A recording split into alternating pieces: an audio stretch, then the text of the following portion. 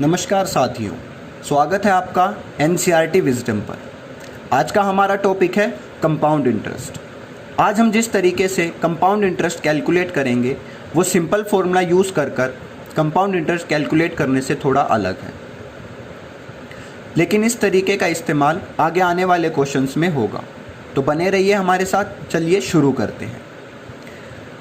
पहला क्वेश्चन आप अपनी स्क्रीन पर देख रहे हैं, जिसमें हमें प्रिंसिपल अमाउंट दिया है 1000 रुपीज़, रेट दी है 10% और टाइम दिया है 2 ईयर्स का। हमें इस डेटा के लिए कंपाउंड इंटरेस्ट कैलकुलेट करना है। क्वेश्चन शुरू करने से पहले हम किस तरीके का इस्तेमाल करने जा रहे हैं एक बार उसे देख लेते हैं। मान लीजिए कि हमें प्रिंसिपल अमाउंट दिया है P, तो हम सीधा कंपाउंड इंटरेस्ट कैलकुलेट ना करके पहले हम अलग अलग सब साल का सिंपल इंटरेस्ट कैलकुलेट करेंगे और फिर उस सिंपल इंटरेस्ट पर हम कंपाउंड इंटरेस्ट कैलकुलेट करेंगे। किस तरह वो देखिए। मान लीजिए हमें प्रिंसिपल अमाउंट दिया है P और रेट दी है R%, तो हम एक एक साल का अलग अलग पहले सिंपल इंटरेस्ट कैलकुलेट करते हैं। इधर फर्स्ट ईयर का और इधर सेकेंड ईयर का।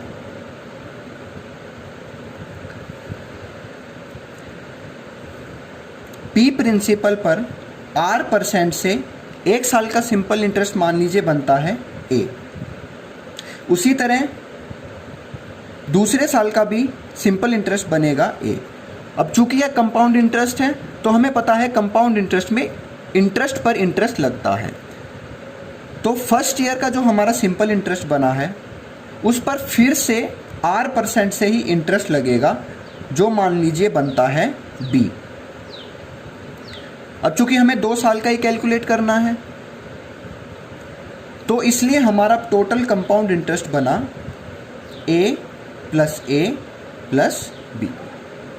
आप देख सकते हैं इस तरीके से हम सिर्फ सिंपल इंटरेस्ट भी कैलकुलेट कर सकते हैं, जो होगा A फर्स्ट ईयर के लिए प्लस A सेकेंड ईयर के लिए।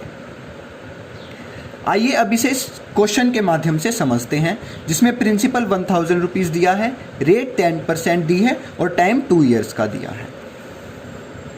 इसी तरह हम प्रिंसिपल 1000 ऊपर लिख लेते हैं।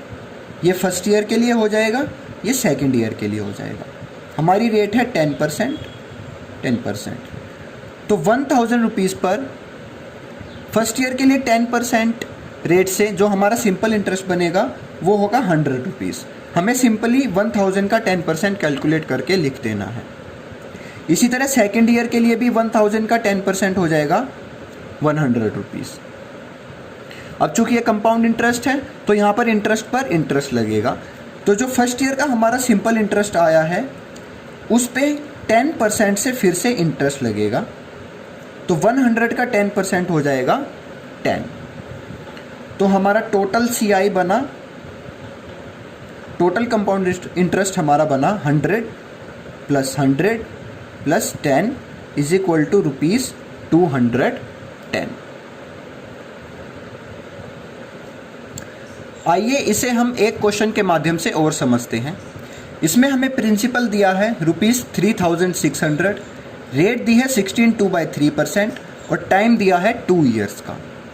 अब देखिए यहाँ पर हमें जो रेट दी है वो मिक्स फ्रैक्शन में दी है, तो किसी भी अमाउंट के लिए 16/3 कैलकुलेट करना हमारे लिए थोड़ा मुश्किल होगा, तो इसलिए हम रेट को परसेंटेज से फ्रैक्शन में चेंज कर लेते हैं।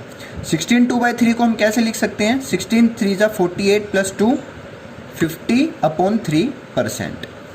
अब परसेंट को फ्रैक्शन में चेंज करना हमें आता ही है, 15/3 और परसेंट की जगह नीचे मल्टीप्लाई 100, तो ये हमारे पास बन जाएगा 1/6। अब हम देख सकते हैं कि 3600 का 1/6 कैलकुलेट करना कितना आसान है। तो चलिए अब क्वेश्चन को शुरू करते हैं।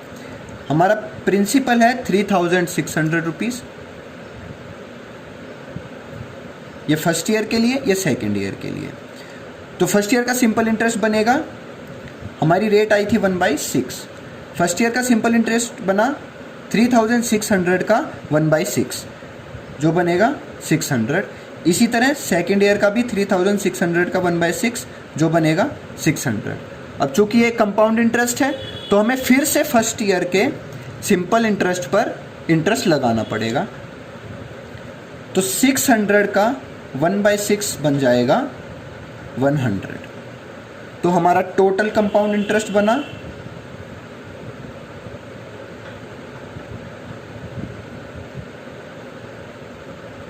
600 + 600 + 100 इज इक्वल टू